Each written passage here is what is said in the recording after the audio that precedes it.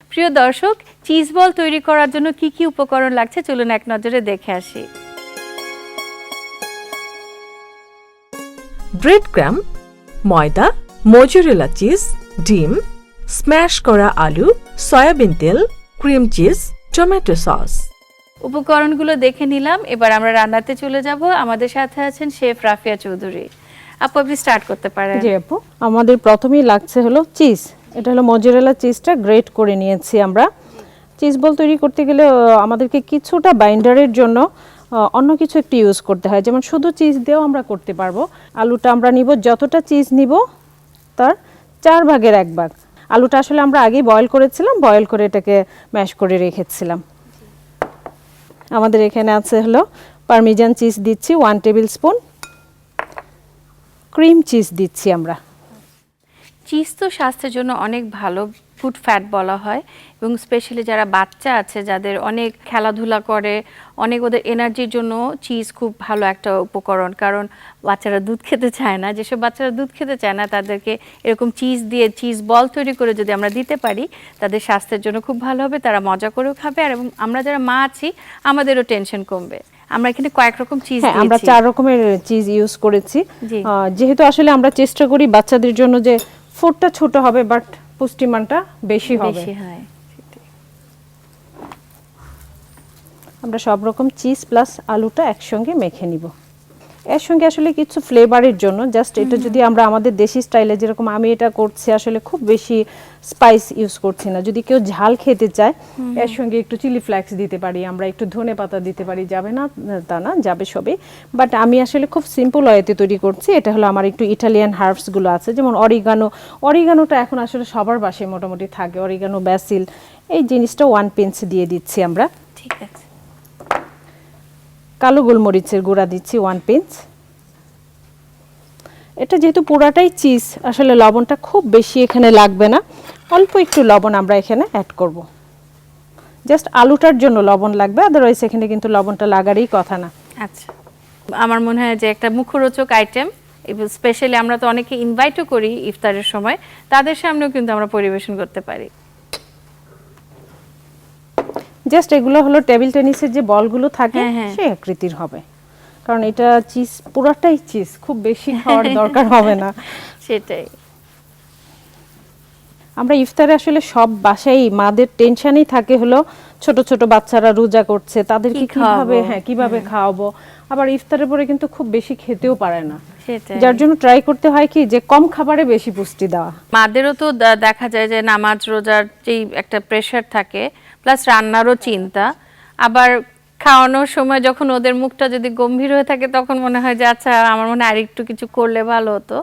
সেই হিসেবে এরকম একটা রেসিপি সহজ, সুন্দর এবং সবাই খুশি হবে, বাচ্চারা খুশি হবে, এটাই করার। আপু, আমার বলগুলো রেডি, এগুলো ফ্রাই করব। যেহেতু ডিপ ফ্রাই হবে, আমরা তেলটা আগে গরম করতে দিয়ে দিই। শিওর। একটা প্যান বসাই, বার্নারটা অন করে দিই। এটা আসলে ডিপ ফ্রাই হবে। ডিপ ফ্রাই হলে তো একটু বেশি করে তেল দিতেই হয়, আর রোজার সময় তো সবাই একটু ভাজা খেতেই চায়। তো আপু, আমার তেলটা গরম হতে থাক, ততক্ষণে আমরা এগুলো একটু ডিমটা দিয়ে কোট করব। তারপর হলো একটু ব্রেড ক্রাম্ব দিব, যেহেতু ব্রেড ক্রাম্বটা একটু অরেঞ্জ কালার থাকে, কালারফুল থাকে। বাচ্চারা এটাও কিন্তু খুব পছন্দ করে দেখলে, কালারফুল ফুড। বাচ্চারা তো কালার খুব পছন্দ করে, এবং আমরা যখন পরিবেশন করব তখন যদি একটু কালারফুল ডিশ আমরা ইউজ করি ওদেরকে দেওয়ার সময়, সেটাও কিন্তু ওরা খুব অ্যাট্রাকটিভ মনে করে এবং খুশি মনে খায়। আজকাল তো বিভিন্ন শেপের, বিভিন্ন কালারের ডিশ পাওয়া যায়। যেমন এখানে আছে আমার ব্রেড ক্রাম্ব, আছে হলো একটু ময়দা। ময়দার সঙ্গে যদি আপু আমরা একটু কর্নফ্লাওয়ার অ্যাড করে দিই, তাহলে হবে কি কোটিংটা স্ট্রং থাকবে। আচ্ছা, ভঙ্গুর হবে না আর কি, ক্রিসপিনেসটাও বেশি থাকবে। তাহলে আমরা ময়দার সাথে একটু কর্নফ্লাওয়ার ইউজ করে দিচ্ছি। এখানে ব্রেড ক্রাম্বস আছে এবং ডিম আছে ফেটানো, এটা সবগুলোই ব্যবহার করা হবে এই বলগুলোর কোটিং করার জন্য। আচ্ছা আপু, আমি এখন হলো প্রথমে হলো ফ্লাওয়ার কোট করব। জি, সবগুলোকে ফ্লাওয়ার দিয়ে কোট করব, দেন আমি এটা এগ ওয়াশে যাব। ডিম দিয়ে আমরা এটাকে ডুবাবো ডিমে, আবার ডিমের ব্যাটারে। আচ্ছা, তাহলে আমাদের প্রথমে কর্নফ্লাওয়ার এবং ময়দার কোটিংটা হয়ে গেছে, এরপর আমরা ডিম এবং ব্রেড ক্রামের কোটিংটা করব। আমরা এখন ডিমের মধ্যে ভালো করে কোট করব। ডিমটা যদি ভালো করে কোট না হয় আসলে বাইরের যে ক্রামস যেটা আমরা লাগাইতে চাচ্ছি সেটা আসলে অতভাবে লাগবে না। এটা আমরা ডবল কোট করব। ডবল কোট করলে হয় কি কোটিংটাও দেখতে ভালো লাগে, চিজটা বের হয়ে আসারও কোনো চান্স থাকবে কোনো না। চান্স থাকে না, কারণ হিটে তো চিজ বের হওয়ার একটা চান্স আছে। বাসায় আসলে রোজার দিনে সকালবেলাটা কিংবা দুপুর পর্যন্ত কিন্তু খুব বেশি কাজ থাকে না। জি। এই টাইপের যেগুলো আমরা ফ্রোজেন করতে পারি, এই জিনিসগুলো যদি একটু আর্লি করে আমরা রেখে দেই, স্টোর রেখে দিই, তাহলে দেখা যাচ্ছে কি ইফতারের টাইমে আমাদের কাজটা অনেক কমে যায়। ডিমটা দেওয়ার পরে হয় কি অনেকেই কমপ্লেইন করে যে ডিমের কোটিং মানে এটা না, শুধু আলুর চপেরও অনেক সময় ভেঙে যায়, যে আলুটা বের হয়ে আসে। এটা হয় কি জাস্ট হলো আমি যে ডিমটা কোট করছি দেখবেন খুব ফাস্ট এটার মধ্যে আমি ব্রেড ক্রামটা লাগাইতে চাচ্ছি, যেন ডিমটা কি নিচের দিকে চলে না আসে। সেটাই। আর ডাবল কোটিংও তো করছেন আপনি, ডাবল জি, কোটিং এখন আমরা আবার ডাবল কোট করে ফেলবো। ডাবল কোট করলে তখন আরো সিকিউর হলো। আমাদের তেলটাও গরম হয়ে গেছে। আসলে তেলটা গরম হওয়াটা যদি দেখে আমরা দিই সেটা সবচেয়ে ভালো হয়। হ্যাঁ, আমি একটু হিটটা কমিয়ে দিব যেহেতু বেশি গরম হয়ে গেছে। আচ্ছা। কারণ চিজটা যদি আমি 180 ডিগ্রির উপরের টেম্পারেচারে এখানে কুক করতে যাই, ফ্রাই করতে যাই, দেওয়ার সঙ্গে সঙ্গে হবে কি চিজ ভিতর থেকে বের হওয়া শুরু হয়ে যাবে।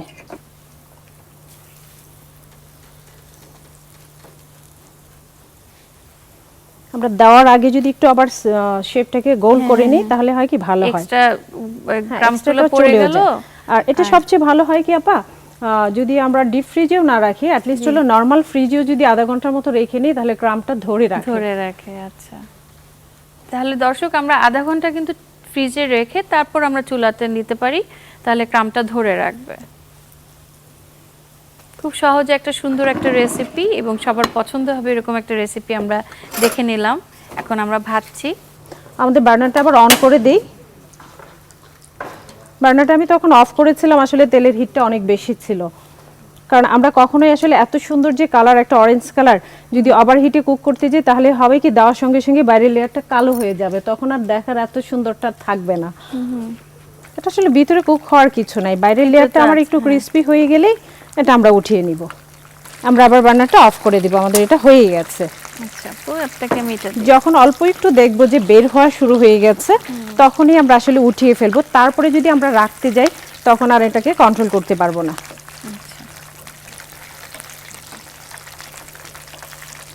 আপু আমি একটা সার্ভিং প্লেটে এটা সার্ভ করব। হ্যাঁ, শিওর। থ্যাংক ইউ আপু।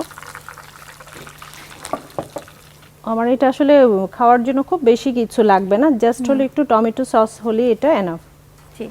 এটার সঙ্গে আমরা যদি ইফতারের সময় চাইলে করতে পারি কি একটু শসা একটু টমেটো সাইডে রাখতে পারি, তাহলে ইফতারের সময় আমাদের যে একটু সালাতের যে একটু চাহিদা থাকে সেটাও আমার এখান থেকে আমরা একসঙ্গেই পেয়ে যাব। আপু আমার cheese ball ready. Thank you আপু, এত সুন্দর একটা রেসিপি করে দেওয়ার জন্য। আমাদের ছোট্ট দর্শকরা খুব পছন্দ করবে। প্রিয় দর্শক, আপনারা দেখলেন কত সুন্দর এবং সহজ উপায়ে আমরা চিজ বল শিখে নিলাম। আশা করি আপনারা সবাই বাসায় ট্রাই করবেন, ইফতারিতে সবাইকে দেবেন। থ্যাংক ইউ আপু, আমাদের আনন্দের ইফতারে আপনি এসেছেন, এত সুন্দর রেসিপি উপহার দিয়েছেন।